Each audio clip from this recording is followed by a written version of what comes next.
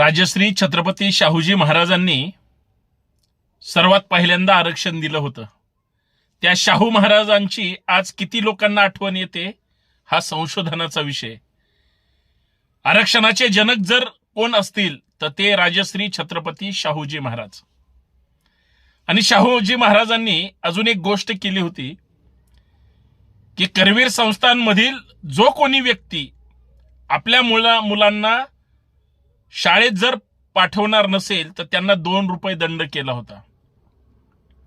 म्हणजे प्रत्येक आईवडिलांना आपल्या मुलांना शाळेत पाठवणं हे क्रमपात्र होतं, गरजेचं होतं, सक्तीचं होतं।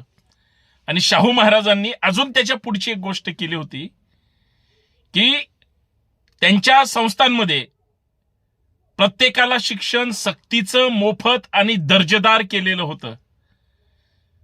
शाहू महाराजांचा जर हा महाराष्ट्र असेल आणि जर आदर्श घ्यायचा असेल तर माझी राज्यकर्त्यांना विनंती आहे की राजश्री शाहूजी महाराजांचा आजच्या घडीला जर कुठला एक चांगला प्रसंग ज्याची गरज समाजाला आहे ती म्हणजे फक्त एकच गोष्ट आहे, महाराष्ट्रामध्ये प्रत्येक व्यक्तीला सक्तीचं, मोफत आणि दर्जेदार मोफत शिक्षण मिळावं।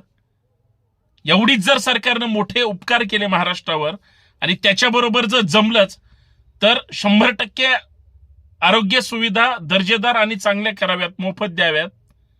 बघा या महाराष्ट्राची प्रगती काय होईल।